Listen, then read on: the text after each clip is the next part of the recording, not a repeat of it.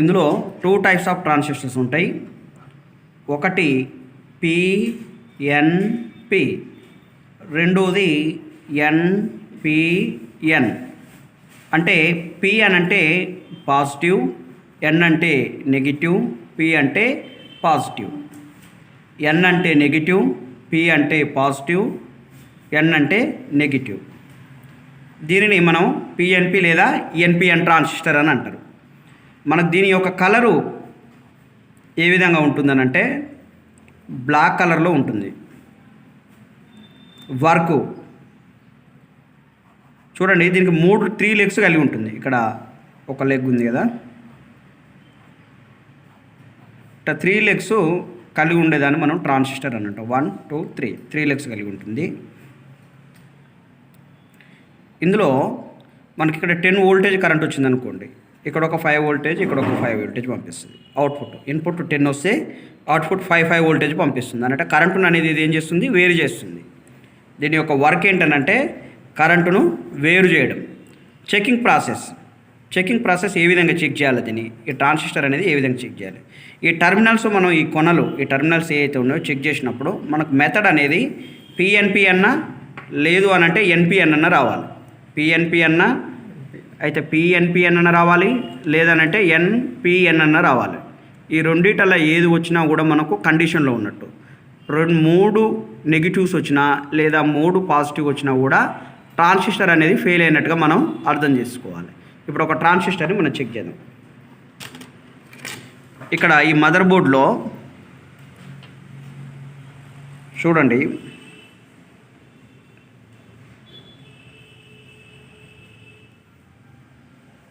ఇది ట్రాన్సిస్టర్ అంటాం, దీనిని ట్రాన్సిస్టర్ అంటున్నాం.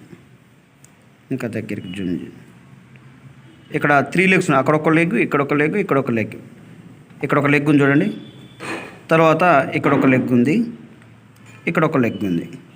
ఈ 3 లెగ్స్ కలిగి ఉండేదానిని మనం ట్రాన్సిస్టర్ అని అంటున్నాం.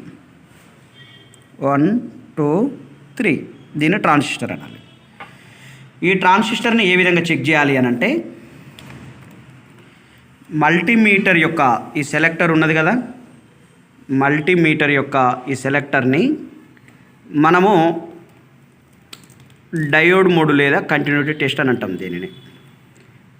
దీనిని డయోడ్ మోడ్ లేదా కంటిన్యూటీ టెస్ట్ అని అనాలి.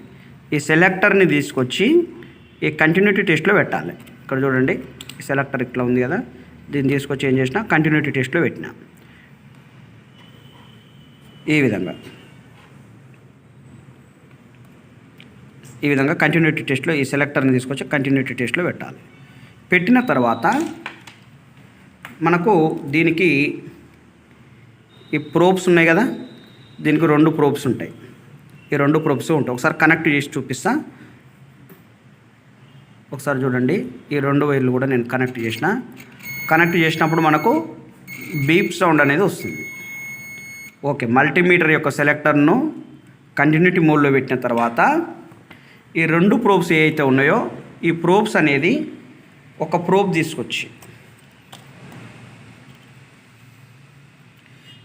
తీసుకొచ్చి గ్రౌండ్ కనెక్ట్ చేసిన. గ్రౌండ్ అంటే మనకి స్టీల్ కానీ ఈ స్టీల్ అంతా కూడా మనకు గ్రౌండ్ వస్తుంది, అంటే మైనస్ అన్నట్టు. ఇవంతా కూడా గ్రౌండ్ అంటే మైనస్ అన్నట్టు. చూడండి, గ్రౌండ్ వస్తుంది. ఇదంతా కూడా మనం గ్రౌండ్ అని అంటాం.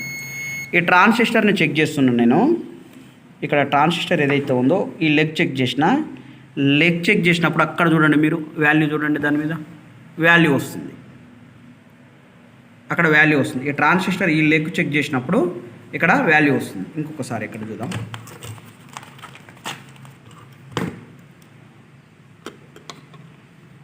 దీని మీద పెట్టి చూపిస్తున్నా. ఇక్కడ ఈ లెగ్ చెక్ చేసినప్పుడు చూడండి, అక్కడ మనకు వాల్యూ వస్తుంది కదా.